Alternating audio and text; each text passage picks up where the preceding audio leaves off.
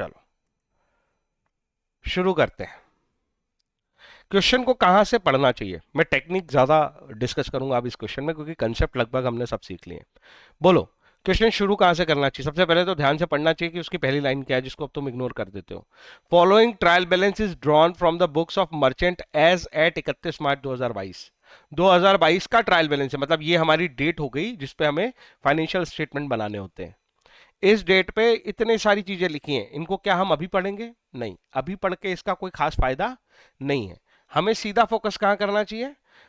Following adjustment are to be made. वो तो हमें आता है कि ट्रायल बैलेंस से कौन सी चीज कहां जाती है, उसका इंपैक्ट तो हमें पता है। इनकम एक्सपेंस सब हम P&L में डाल देंगे, एसेट लाइबिलिटी सब बैलेंस शीट में डाल देंगे। इनकम एक्सपेंस में जो डायरेक्ट डायरेक्ट वाले हैं उनके आगे टी लिख देंगे, मतलब ट्रेडिंग ले जाएंगे, और फिर P&L ले जाएंगे जो इनडायरेक्ट वाले, तो सबके आगे अपन ऐसे टी, पी, ए, एल या बैलेंस शीट लिखते जाते हैं और फटाफट फिर उसके बाद खत्म कर देते हैं। उसकी प्रैक्टिस मैंने पिछली बार कराई थी तुम्हें, नाम पढ़ते जाओ और उसको कहाँ लेके जाना है वो लिखते जाओ। ठीक है, तो वो तो एक इजी सी एक्सरसाइज है और उसका तो पूरा चैप्टर करा हमने। ये चैप्टर हम पढ़ रहे हैं एडजस्टमेंट के लिए। यहां देखो पहला एडजस्टमेंट क्या लिखा है। Depreciate building at the rate 5%, furniture and fixture at the rate 10% and vehicle at the rate 20%। तीन डेप्रिसिएशन दे दिया उसने तीन फिक्स एसेट्स में। ये सब फिक्स एसेट्स हैं, डेप्रिशिएट होती है, उन्होंने डेप्रिसिएशन बता दिया। मेरा सवाल तुमसे ये है कि इसको हैंडल कैसे करते हैं, कैसे हैंडल करते हैं, जल्दी बता दो। यस, सबसे पहले क्वेश्चन की शुरुआत यहीं से करते हैं कि हम वर्किंग नोट बनाएंगे सारे। जितने एडजस्टमेंट है सबके वर्किंग नोट बना के रख दो, और उसके बाद क्वेश्चन जो है वो बहुत आसान हो जाएगा। वर्किंग नोट नंबर 1, अगर ये तुमने सही बना लिया तो क्वेश्चन को टैली होने से कोई नहीं रोक सकता, जब तक तुम सिली मिस्टेक नहीं करो प्लस माइनस की। हाँ, पहला वर्किंग नोट डेप्रिसिएशन करना है अपन को तीन फिक्स एसेट पे, तो एंट्री क्या होगी?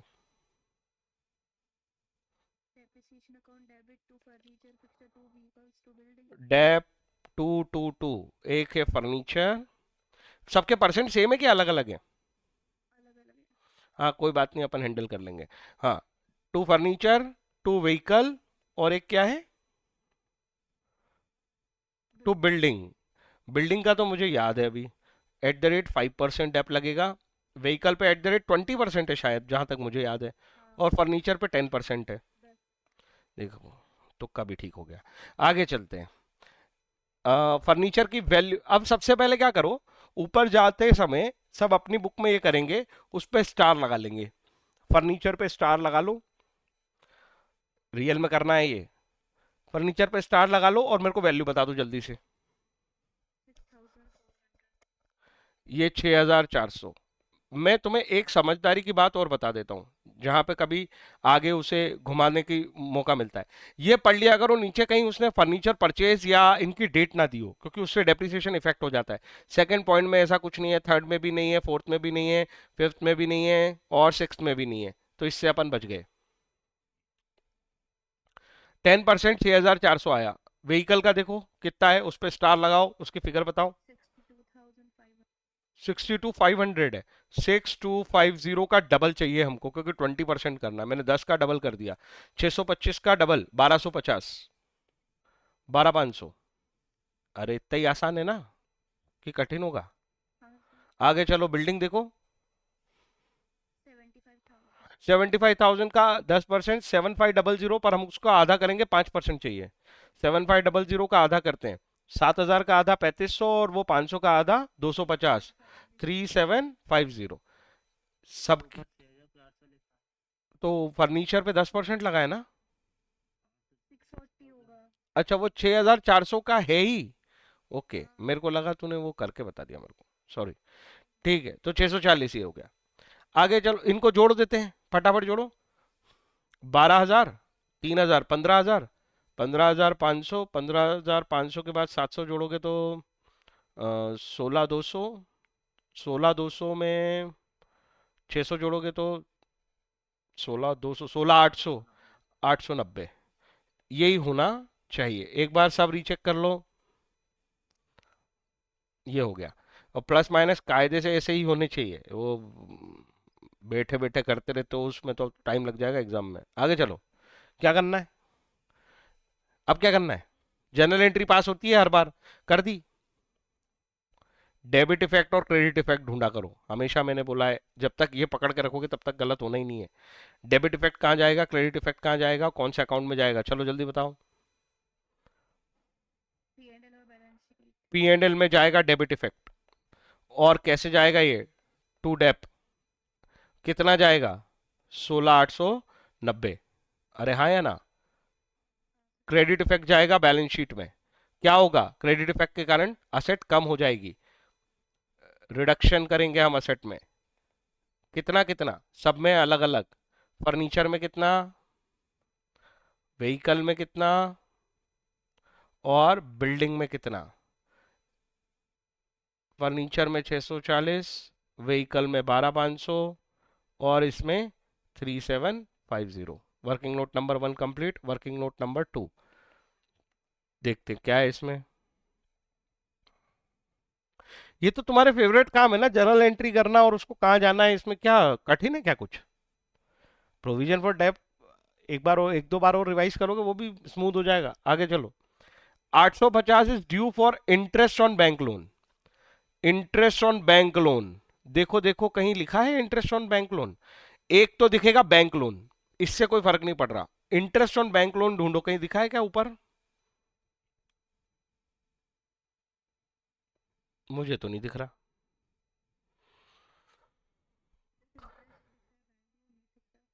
इंटरेस्ट दिख रहा है, और वो जो इंटरेस्ट जो है वो 1180 का है, डेबिट में। वो और कोई लोन तो है नहीं, तो इंटरेस्ट काय का दिया होगा, इसी बैंक लोन का होगा, तो उसको ही यूज कर लेंगे अपन, हाँ। और कोई तो इंटरेस्ट जैसा दिख नहीं रहा है। अलग भी कर लोगे तो कोई फर्क नहीं पड़ता उससे, इसको नाम दे दोगे नया तो भी कोई फर्क नहीं पड़ेगा। इंटरेस्ट अकाउंट डेबिट, अरे जनरल एंट्री पता है आउटस्टैंडिंग की, हाँ, टू आउटस्टैंडिंग इंटरेस्ट। कितने रुपए का, जितने का उसने बोला है, 850 का। इसके दो इफेक्ट कहाँ जाने चाहिए, इसके दो इफेक्ट कहाँ जाने चाहिए, और balance sheet. P and L और बैलेंस शीट।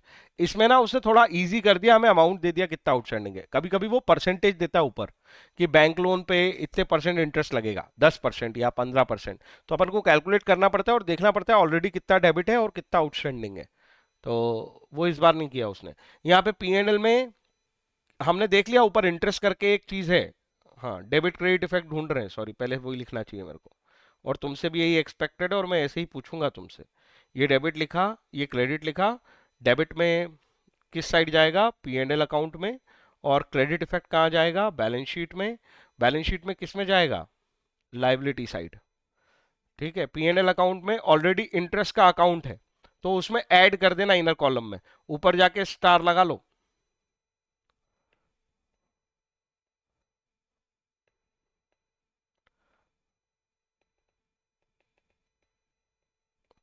850 ऐड कर देना उसमें, जब ऑलरेडी हमारे पास वही चीज चल रही होती तो हम उसी में ऐड कर देते हैं ना वैसा। और बैलेंस शीट में हम नई एंट्री लिख देंगे, क्या नाम से, आउटस्टैंडिंग इंटरेस्ट 850, लाइबिलिटी बना देंगे। क्या समझ में नहीं आया, बताओ जल्दी से। भाई ऐसा वर्किंग नोट बनाओगे तो कुछ कुछ गलती होनी ही नहीं है, और ये फटाफट होता है। जर्नल एंट्री करो, डेबिट क्रेडिट इफेक्ट देखो और काम खत्म। और मैं वो टेक्निक तुम्हें बता रहा हूँ कि क्वेश्चन के ऊपर ये कैसे अप्लाई करना है, जैसे मैंने अभी इंटरेस्ट ढूंढा ऊपर जाके, वैसे देखना शुरू करूँ। आगे चलते हैं।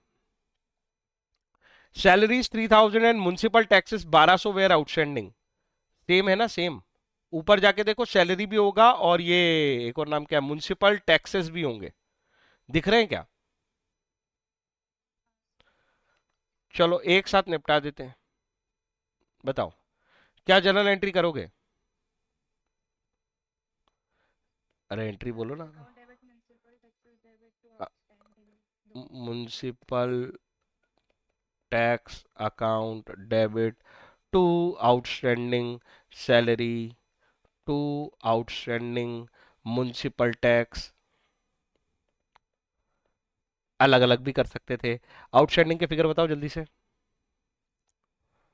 म्युनिसिपल का बना नहीं है वैसे अकाउंट। नहीं बनाए तो हम उसको बना देंगे। हाँ। बताओ सैलरी, बताओ फिगर, सैलरी का फिगर कितना है, 3000 सैलरी का, और टोटल टैक्सेस। सैलरी मिल गया, तुमने उस पर स्टार लगा लिया। ये एक्टिविटी समझो क्या, कब क्या कर रहे हैं अपन। उधर स्टार लगा लिया ताकि वो हम इनर कॉलम में लिख लेंगे। अब यहाँ पे डेबिट इफेक्ट किस में डालना है और क्रेडिट इफेक्ट किस में डालना है। जितना बोलोगे उतना सीखोगे, चुपचाप बैठे रहोगे तो कुछ नहीं होगा। डेबिट इफेक्ट जाएगा पीएनएल में, माइंड फास्ट इससे ही होता है। और बैलेंस शीट में जाएगा क्रेडिट इफेक्ट। पीएनएल में एक ऐड कर देंगे किसमें, सैलरीज में। कितना, 3,000। और एक नई एंट्री पास कर देंगे टू म्युनिसिपल टैक्स। ये एंट्री पास कर देंगे 1,200 रुपए की। और ऐसा कैसा, आउटस्टैंडिंग आउटस्टैंडिंग सैलरी और म्युनिसिपल टैक्स 3,000 और 1,200। क्या टाइम लग रहा है इसमें बताओ। क्या ये बहुत कठिन काम है, किसी को लग रहा है तो मुझे बता सकता है। आगे चलो। मैं वो फर्स्ट वाला वर्किंग नोटबुक था। तेरे को स्क्रीनशॉट लेना है, मैं रिकॉर्ड भी कर दूं फिर तू स्क्रीनशॉट भी खेलती रहे। ओ वो मत मैं लिख रही हूँ। लिख रही, टाइम पास मत कर। मैं बाद में सारे स्क्रीनशॉट एक साथ दे दूंगा तुझे, तो बाद में लिख लेना, तू समझने पे फोकस कर। ये एंट्री तेरे दिमाग में आनी चाहिए और खुद से बनाने की कोशिश कर। कोई मत लिखो अभी, स्क्रीनशॉट चाहिए होंगे मैं एक साथ दे दूंगा, कोई बड़ी बात नहीं है उसकी। हम्म। इन्वॉल्व हो क्वेश्चन के साथ, जब मैं कर रहा हूं उससे स्पीड बनेगी, लिखने से कुछ नहीं होगा। बुक में भी लिखा है वो तो सब। चलो आगे। हाँ कहा था मैं, prepaid insurance. Prepaid insurance is 1,000। क्या समझते हो तुम इस वर्ड से, यहां दिमाग लगाओ। Account debit insurance, account debit insurance. ऊपर जल्दी से ढूंढो, इंश्योरेंस दिख रहा है क्या अपने को। इंश्योरेंस, वो प्रीमियम भले ही ना लिखा हो, वो इंश्योरेंस कितने का लिखा है, 12,500 का। यस और नो। वर्किंग नोट नंबर कौन सा आ गया अपना, 4। और जब अपन ये आंसर में डालेंगे ना, तो सीधा ये वर्किंग नोट नंबर भी डालेंगे, मार्क्स काटने की कोई गुंजाइश नहीं। प्रीपेड इंश्योरेंस असेट है, असेट बनेगी। और इंश्योरेंस जो तुमने, क्रेडिट क्या होगा, हाँ मैं क्यों बोलूं, हाँ बताओ जल्दी से। प्रीपेड इंश्योरेंस तो असेट बन गई तुम्हारी। क्वेश्चन को ढंग से पढ़ना, और भी लोग घूम रहे हो तुम, यहाँ घूम जाओगे। प्रीपेड इंश्योरेंस इज 1,000, कहीं पेड लिखा है हीरो।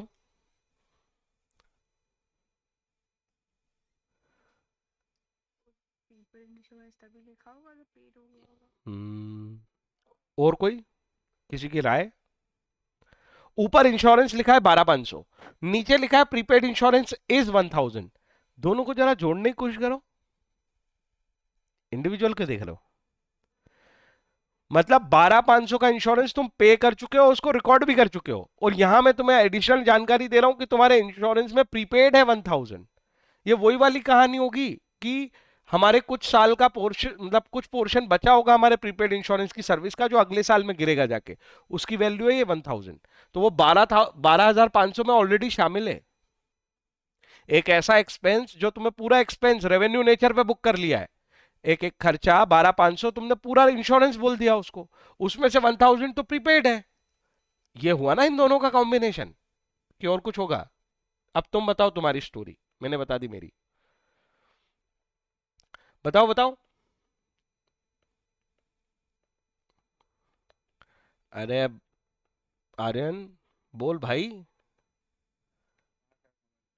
ये पहले भी हैंडल किया है हमने। हम्म। इसको पूरा रेवेन्यू ट्रीट कर लिया था, बोलो इसी साल सब खर्च हो गया, और आखिरी दिन समझ में आ रहा है अरे नहीं, 1,000 रुपए तो अगले साल भी जाएंगे अपने, तो उस 1,000 को हम इसमें से कम करेंगे ना। चलो मुझे बताओ, डेबिट और क्रेडिट इफेक्ट फटाफट।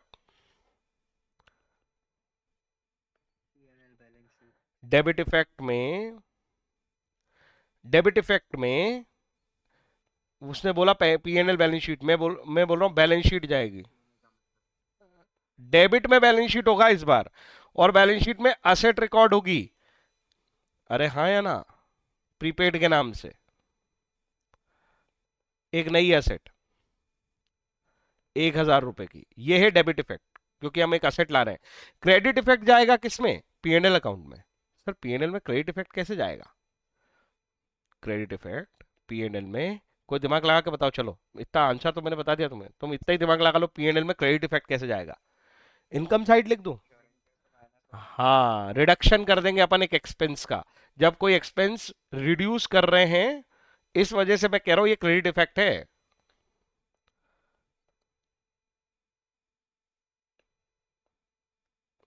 उधर स्टार लगा लेना। किसको समझ में नहीं आया? बता दो बता दो, किसको समझ में नहीं आया? क्रेडिट डेबिट इफेक्ट पे ध्यान रखोगे तो शार्प होते जाओगे, गलतियां नहीं होंगी फिर। आगे चलो। 1/3 of the commission received is in respect of the work to be done next year. पहले तो इसका मीनिंग बता दो मेरे को, इस लाइन का, इस लाइन का क्या मीनिंग है? टेल मी।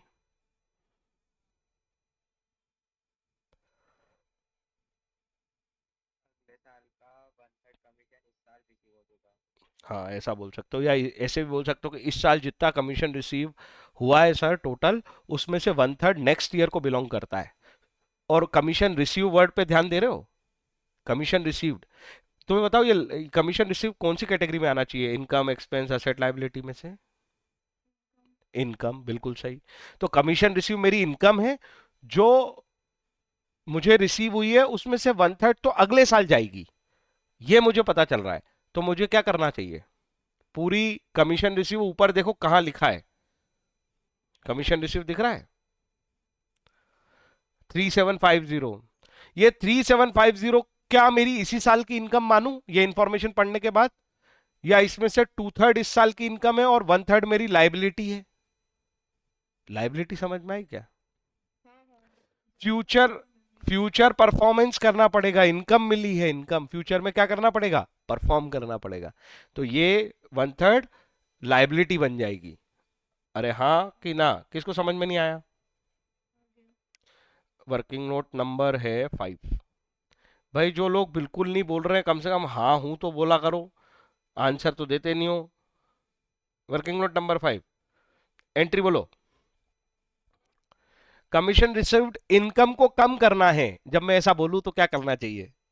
ये तुम भी बोल सकते हो अपने आप से और आंसर भी बोल सकते हो, बोलो तो। एक इनकम को कम, कमीशन रिसीव्ड डेबिट करना चाहिए सर, इनकम कम कर रहे हो आप। और कितनी करना है? 1/3 कम करना है। 1/3 समझ रहे हो ना? 3750 की 1/3, 1250। इसको बहुत सारे तरीके से कर सकते हो, जैसे 3000 का डिवाइड बाय 3 तो 1000, और 750 divided by 3 250। To to income कम करके क्या बना दी हमने? लाइबिलिटी। एडवांस इनकम का कंसेप्ट है ये। अरे हाँ या ना? एडवांस इनकम ऐसे दिखेगी क्वेश्चन में। आगे चलो, तो ये 1250, अब हमें इंपैक्ट डालने, क्रेडिट डेबिट डेबिट इंपैक्ट बताओ जल्दी से। जनरल एंट्री को देख के ही बहुत सारा समझ में आ जाता है। इनकम कम हुई है, यही है डेबिट इफेक्ट। और इनकम कम होना कहाँ दिखेगा? यस, तो डेबिट इफेक्ट पीएनएल में जाएगा सर, और उस रिडक्शन इन इनकम होगा, कमीशन रिसीव क्रेडिट साइड पे दिखेगी ये, और उसमें से हम माइनस कर देंगे 1250। और इसका बताओ जरा, दूसरा इंपैक्ट क्रेडिट इफेक्ट। हाँ, बैलेंस शीट में लाइबिलिटी साइड, और इसे हम क्या करेंगे? लिख देंगे एज इट इज, नई आई, नई लाइबिलिटी हमने बनाई है, एडवांस कमीशन। लाइबिलिटी साइड पे लिख दोगे 1250। आगे चलते हैं, अगली कहानी क्या है? अगली कहानी आ गई अपनी favourite, write off further, further 1000 as bad debt. ऊपर अगर बेड डेट है तो उसको, वो रिकॉर्ड हो चुकी है, हमें अभी एक नई एंट्री करनी है बेड डेट की। और बेड डेट की एंट्री वन टाइम में बोल के दिखाओ। बेड डेट की एंट्री क्या होती है? मैंने कहा था कभी हिलना मत उससे। हाँ, बेड डेट टू डेटर ही होती है। और बोलता है वो, and provision for doubtful debt is to be made equal to 5% on sundry debtor. ये वो वाला है जो हमें इस साल के अंत पे मेंटेन करके आगे जाना है। तो जब हम पूरा डेटर निकाल लेंगे, उसमें जो डाउटफुल डेटर्स हैं उस पे 5% बना देंगे, वो हमारा बैलेंस कैरिड डाउन होगा जो हमें मेंटेन करना है। ऊपर जाके सबसे पहले तो हम ये देखते हैं कि प्रोविजन ऑलरेडी बना हुआ है क्या। अगर नहीं होगा तो बिल्कुल नया बनेगा, और अगर है तो है। मिल गया? बना हुआ है। तो ये ओपनिंग प्रोविजन हुआ।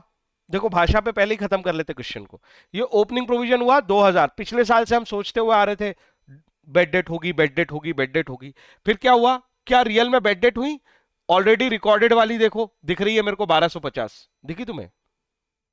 उसके ऊपर लिखी है 1250। इतनी तो बेड डेट हो गई और हमने रिकॉर्ड भी कर दी।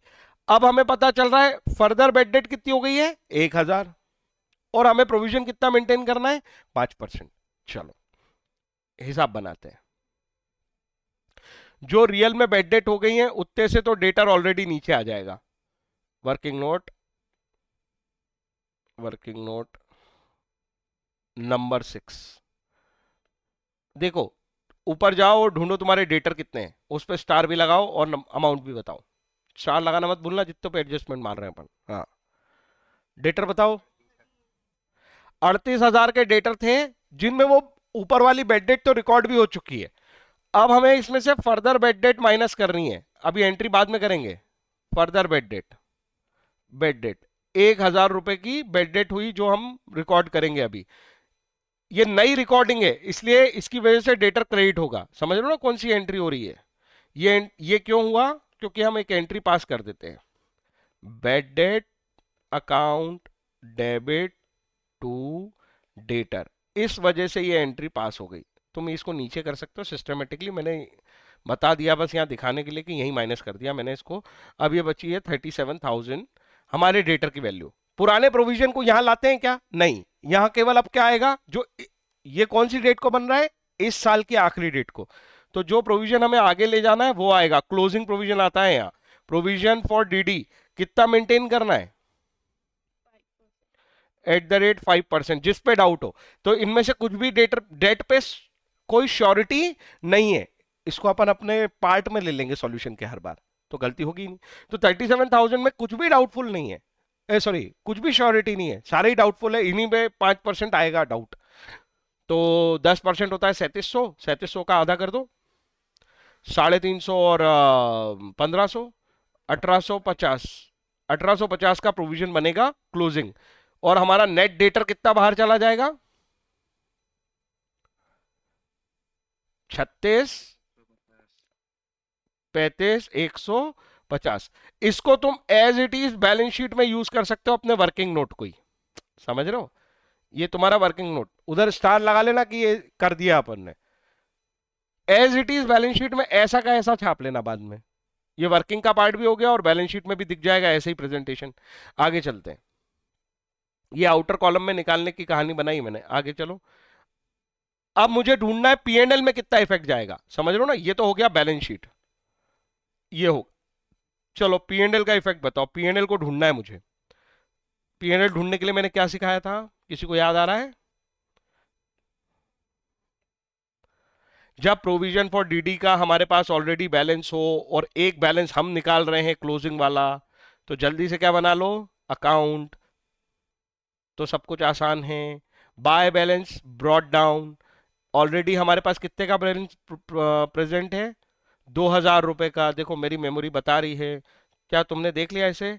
टू बैलेंस कैरिड डाउन, कितना प्रोविजन हमने अभी बनाया है, 18,7, 1850, हाँ 185। 1850 हमने अभी बनाया।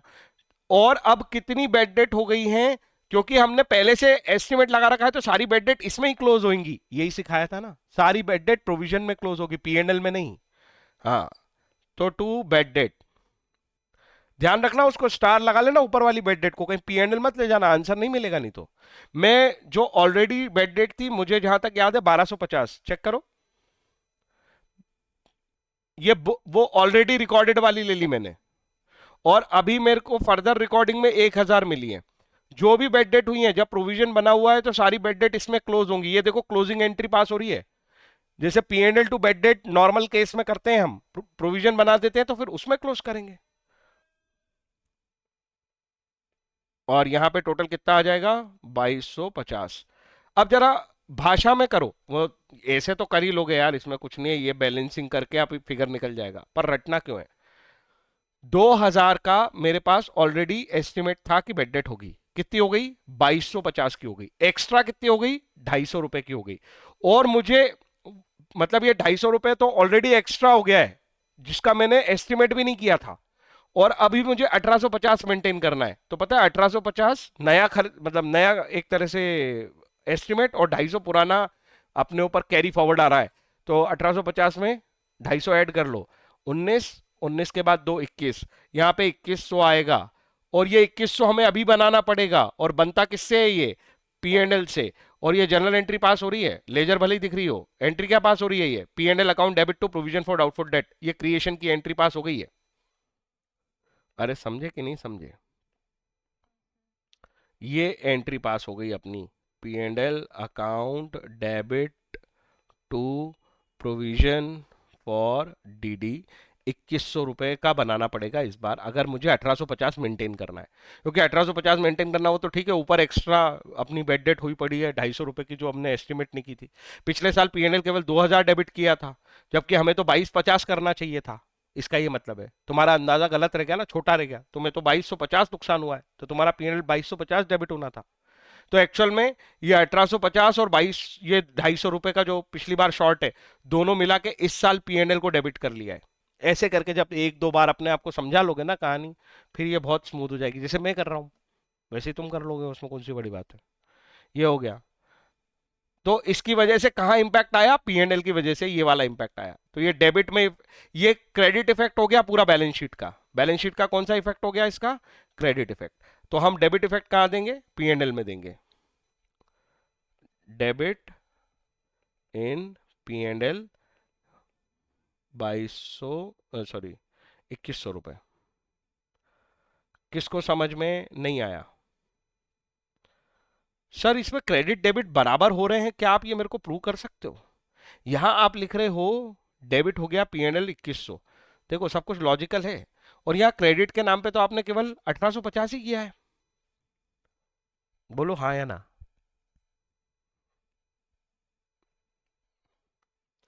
मैं प्रूव कर सकता हूं। तुम्हारा ओरिजिनल प्रोविजन कितना था? 2000 था ना? अरे बोलो ना। वो तो तुमने गायब कर दिया, कहीं लिया उसको? कहीं लिया? अब दिख रहा है वो कुछ नया? ये गया इसमें अंदर, खा गए अपन इसको। और 2250 का क्या खा गए? बेड डेट अगर हम देखें तो बेड डेट 2250 दिख रही है हमको। 250 रुपए का ये शॉर्टफॉल दिख रहा है तुम्हें? ये 250 और ये 1850 दोनों मिलके कितने का इंपैक्ट डालेंगे? 2100 रुपए का। अरे कुछ समझ में आया कि नहीं आया? ये 250 और ये 1850 दोनों मिला के कितने हुए? 2100। और ये 2100 का डेबिट इफेक्ट है, और ये 2100 का क्रेडिट इफेक्ट है। आई बात समझ?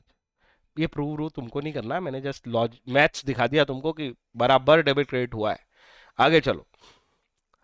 तो ये हो गया क्वेश्चन खत्म। अब इस क्वेश्चन को सॉल्व करने के लिए क्या तुम मुझसे चाहते हो कि मैं ये, अगर तुम चाहते हो कि मैं करा दूं, तो अब तुम कॉपी खोल लो, और मैं करा देता हूँ। और इसका स्क्रीनशॉट ले लो, चलो पहले, पहले इसका स्क्रीनशॉट ले लो सब लोग।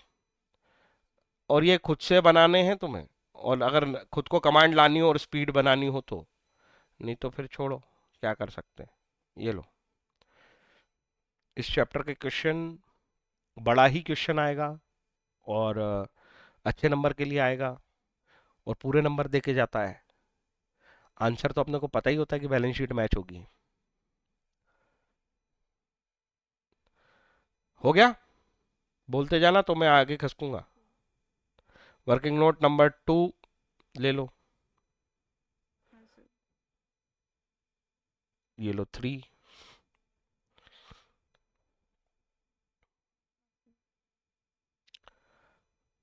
ये लो 4। ओके।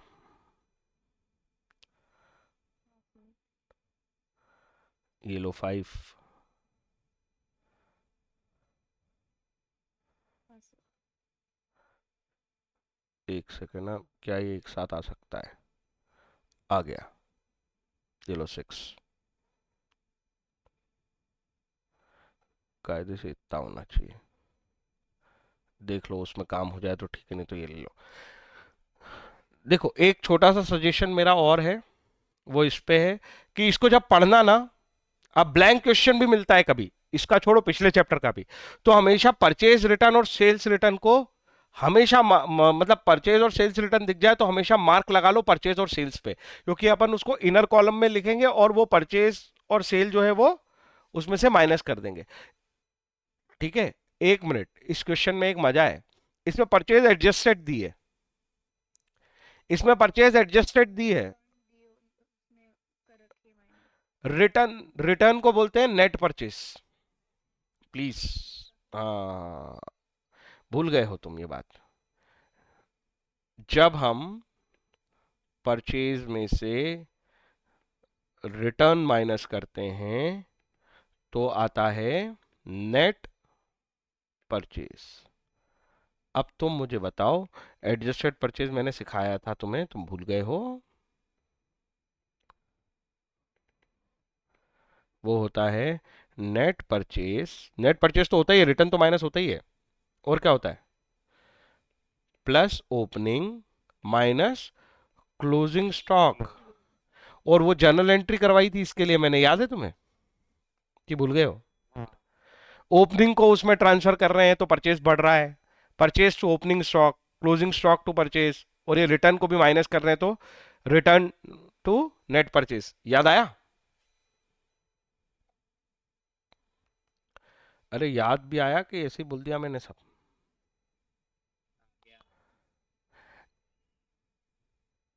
देखो उसने महानुभाव ने क्लोजिंग स्टॉक कहां दिया है अपने को, क्लोजिंग स्टॉक कहां दिया है उसने, और ट्रायल बैलेंस में अगर क्लोजिंग स्टॉक आ गया तो इसका क्या मतलब है? रिकॉर्डिंग हो चुकी है। फिर परचेज एडजस्टेड दे रहा है, इन दोनों का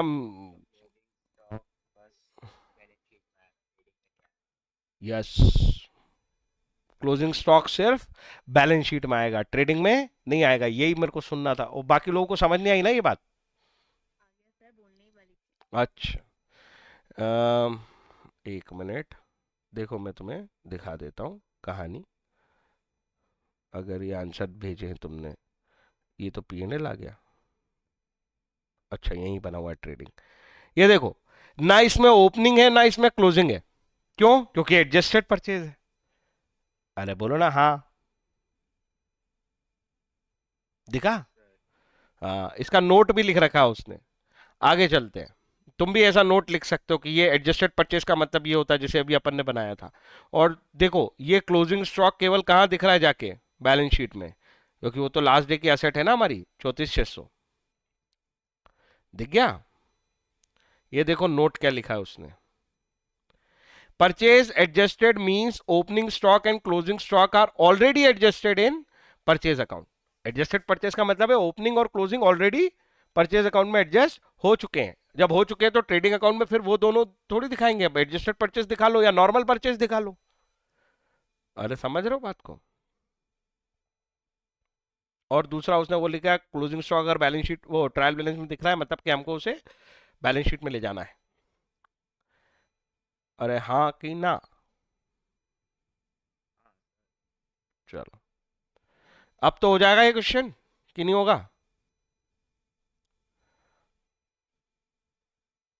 अरे क्वेश्चन हो जाएगा कि नहीं होगा भाई? हाँ। अच्छा क्वेश्चन है ये एग्जाम के लिए, इसमें लगभग सारी कहानी आ गई, और ये वाली भी आ गई अपनी एडजस्टेड परचेज वाली भी, इसमें प्रोविजन फॉर डाउटफुल डेट भी पूरा है, तो इसको तो लगाओ 5 स्टार। एग्जाम टाइम पे सबसे पहले यही क्वेश्चन सॉल्व कर लो, अगर ये हो गया तो समझ लो कि तुम्हें चैप्टर में सब कुछ आता है।